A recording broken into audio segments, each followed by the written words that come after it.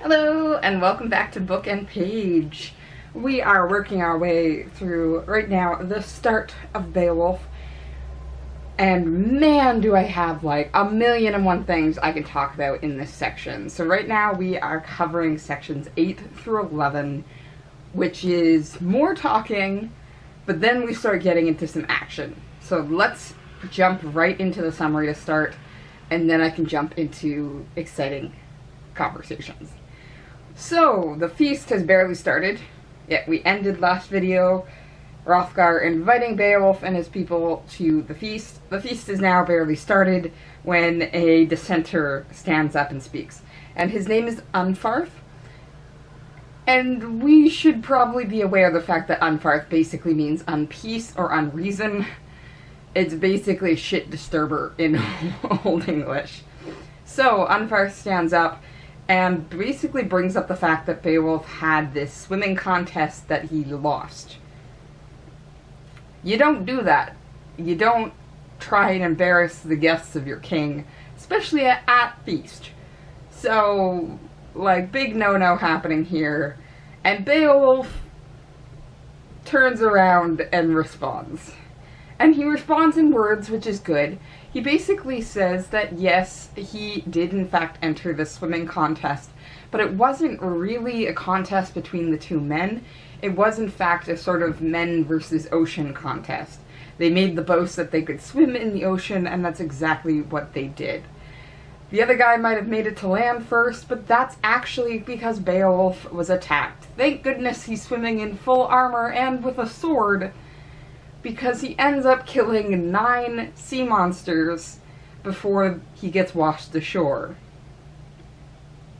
Yeah, Beowulf just said that. To make it even worse, he basically says, hey Unfarth, if you had that type of courage, we wouldn't be having this Grendel problem right now. You could just stand up and beat Grendel. Also, you killed your brother. Get out. But he doesn't say get out. Basically, it's this awkward moment where these two people have faced down each other, and we are saved by Hrothgar and his queen.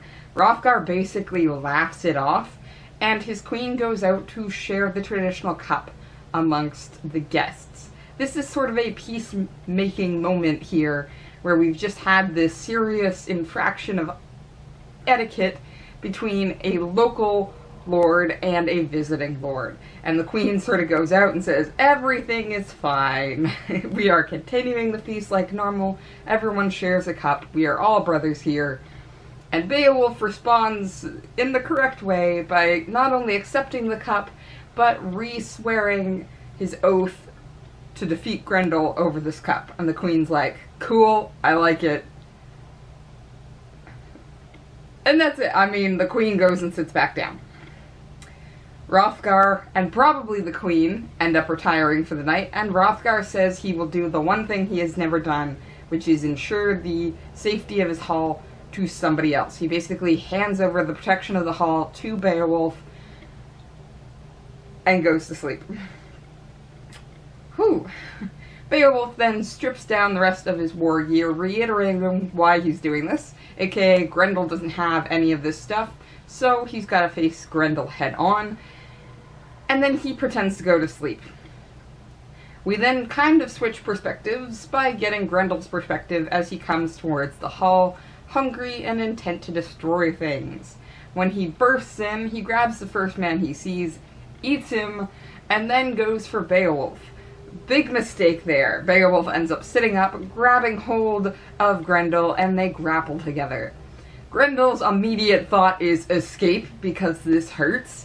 But Beowulf is not letting go that easily. And we actually finish this section in the middle of this grappling battle. Cliffhanger. Except not really. The narration does this strange thing where you know, he knows, everyone knows that Grendel's going to be defeated, so he'll tell you that several times. Grendel bursts in, never realizing that after he eats the first man, he will never again taste man-flesh in his life. Way to ruin, the suspense. Which is especially weird because the build-up seems to be precisely in suspense. But maybe it's meant to be more in suspense of Grendel. We're following Grendel's point of view. He doesn't realize he's about to eat it. Well, he does in fact eat a person and then die soon. We're getting there. So along with all of this, there are a plethora of things that I can talk about in this section. So let's try and go through at least a few of them, while keeping this video of a somewhat respectable length. That's the hard question. Where do we actually start? Why don't we go ahead and start with something that a lot of people, especially new to Beowulf, are probably wondering, which is why does he just announce his plans multiple times, constantly, to different people, and even to people who are not listening?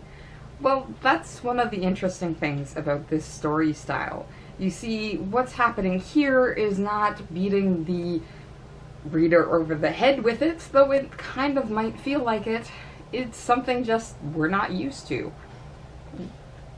For Beowulf, his words are actually very important to him, and we get that reiterated in these sections quite a bit.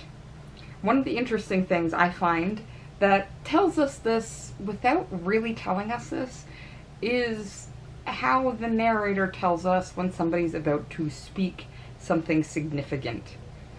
This happens with Unfarth in this section, but it also happens with Beowulf when we first get him talking, when he's been challenged by the guard at the sea.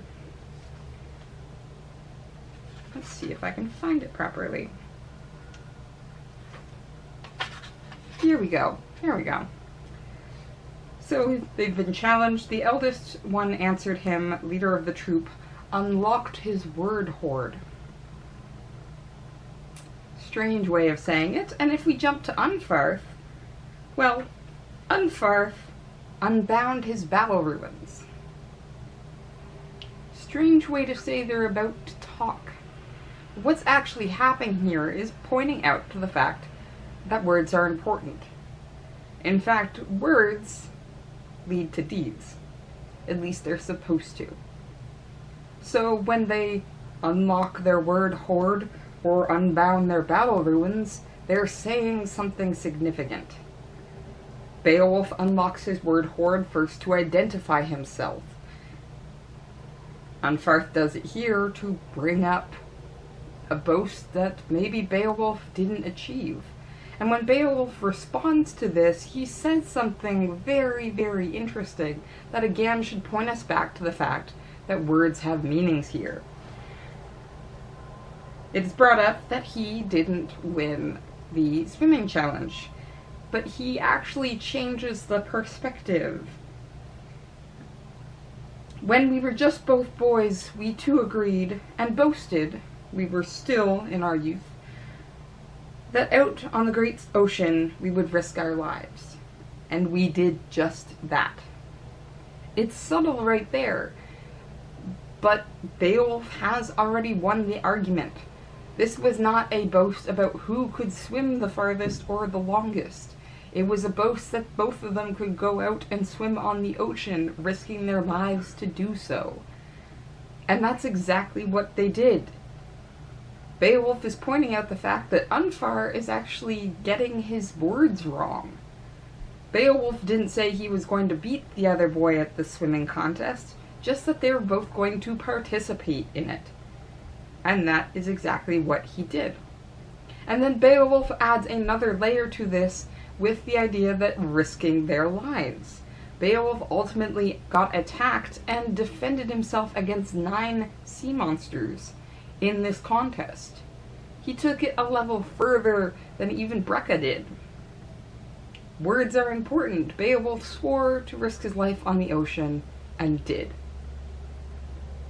He didn't lose that contest. He did exactly what he said he would. This is to show us why Beowulf keeps insisting on announcing his intentions with Grendel, because the words are important. And in fact, the words are what are going to carry his deeds forward. He can't have anyone misconstrue exactly what he's aiming to do here, or they'll get the story wrong, and he'll get the wrong type of honor. He told the king that he was going to take his weapons off and grapple with Grendel hand to hand, but he has to reiterate that, and he has to explain in detail why he is doing this. I consider myself no poorer in strength and battle deeds than Grendel does himself, and so I will not kill him with a sword, put an end to his life, though I easily might. He knows no art of war, no way to strike back, hack at my shield boss, though he be brave in his wicked deeds. But tonight we two will forgo our swords, if he dare to seek out a war without weapons. He needs to make sure everyone knows what he's intending to do, why he's intending to do it, and that's actually going to make his honor grow, especially if he can follow these words up with actions, which is precisely what he does. It wouldn't be fair, he says, to kill Grendel with weapons because Grendel has none himself. Beowulf has to just keep repeating what he's doing, so everyone remembers properly, and his story spreads further. And if he takes some pot shots at people while doing it, well, he takes some pot shots at people while doing it. In his words, maybe Beowulf isn't thinking things through. There are a couple of times when speaking to Unfarth that he kind of challenges the entire hall.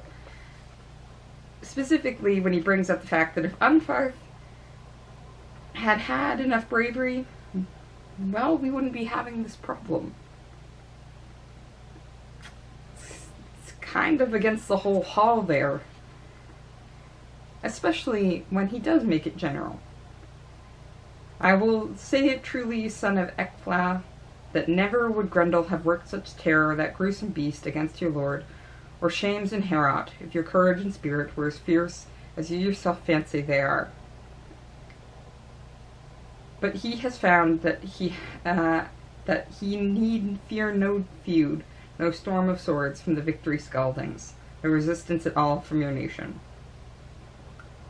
Ooh. But again, Beowulf is pointing out the connection between words and actions. Unfarth here is acting like he's a big man in the house, but he's failed to act like that at all, and it makes him look worse for it. Beowulf boasts a lot, but that's because he's planning to follow his boasts up with actions. It becomes a concern if he doesn't. And that's why it tends to get repetitive for us. It's because it's actually really important for the characters. And kind of neat when you understand that connection. Why don't we discuss the connection between Beowulf and Grendel a little bit too?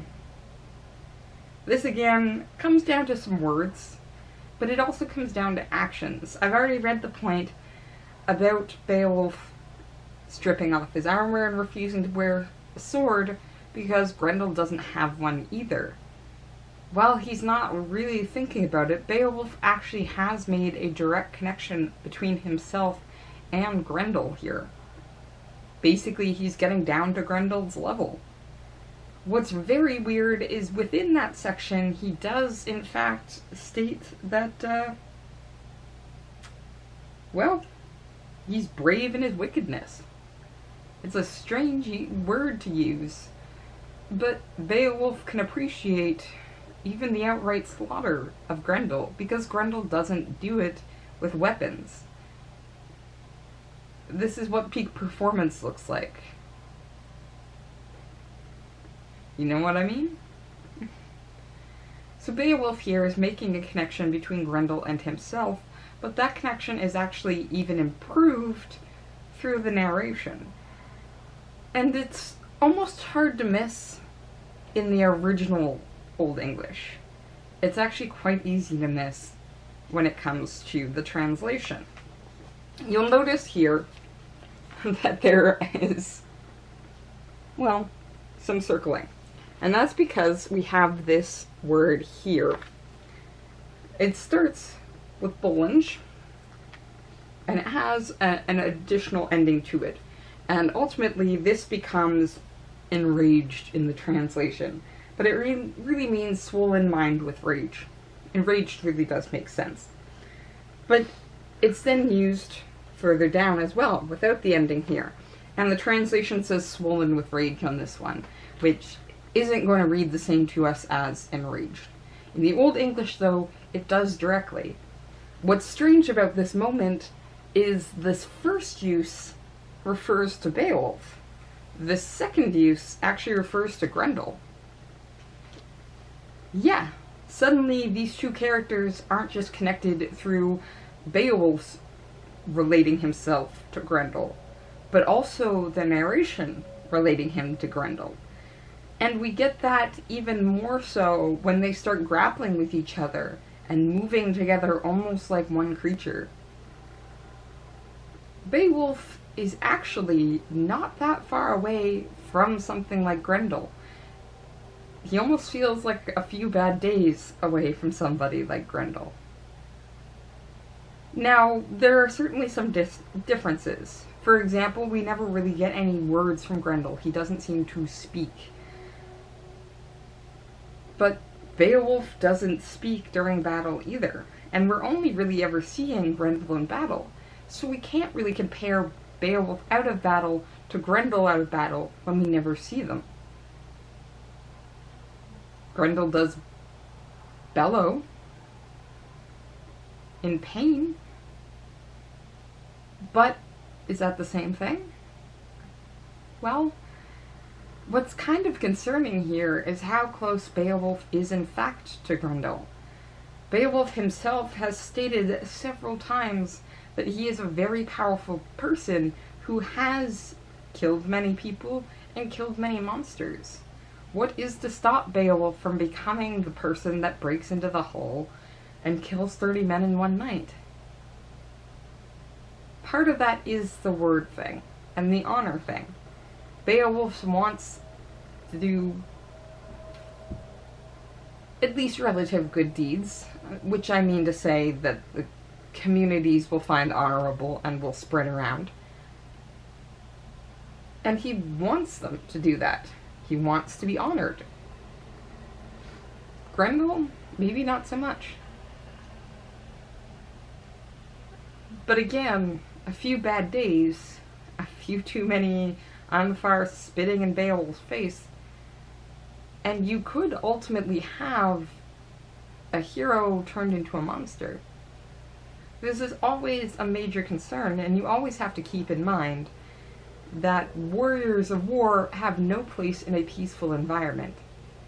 I think we're going to run up to that a little later on. But that's being planted super early with these relationships between Beowulf and Grendel. Especially since both of them are getting these descriptions of swollen with rage and enraged before they even enter battle. This is just them preparing for it.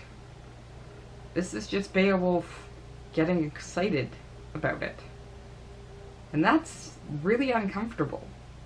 And in fact, again, the narration here pushes that uncomfortableness even further by making a full mockery of the hall between Grendel and also Beowulf. The hall is meant to be a community place, and several community activities are meant to happen here. It is a place for eating and drinking, the feasting we just saw happen. It is a place for dancing and games, and it is a place for singing. All of these we've really seen through the history lesson earlier, but we also see all of that here with Grendel breaking into the hall. The very first thing he does, in fact, is eat and drink. He seized at once at his first pass a sleeping man, slit him open suddenly, bit into his joints, drank the blood from his veins, gobbled his flesh in goblets, and soon had completely devoured the dead man, feet and fingertips. The choice of words there really is supposed to be this visceral eating and drinking. Bit, gobbled, devoured, drank. This is a monster enjoying its own feast in the hall. But we know he's been eating and drinking this entire time. What about dancing and singing? Well, this is when things get really twisted. Quite literally. When Beowulf and Grendel are grappling with each other, the giant turned outward, the earl stepped inward. They're dancing with each other. They're moving in sync. And then, of course, the noise swelled new and stark among the North Danes with a horrible terror in each of them, who heard through the wall the wailing cry. God's adversary shrieked a grisly song of horror defeated. He's singing. Again, the choice of words here is specific. A grisly song. We suddenly have this moment where not only are Grendel and Beowulf connected, but the Hall as well, and just how quickly this community can actually be subverted, twisted around, and made bad for itself. Now, the one thing that we can point out in the positive way is the fact that Beowulf is sticking with it. The big difference between Beowulf and Grendel here is the fact that Grendel's never had anyone fight back. And the moment that Beowulf does, Grendel's first instinct is actually to run. Grendel is actually a coward. A big monster who liked getting what he wanted, but the moment there is some adversity, well, he starts crying. What's really strange about this is in a lot of ways we are meant to connect with Beowulf. He's certainly meant to be leagues above us. I don't think any of us have defeated 9 sea monsters while swimming in the ocean in full battle gear with a sword for several days. But he's still the hero of the story that we're following around behind. And the hero of the story is not that much different from the monster. It is meant to be a warning.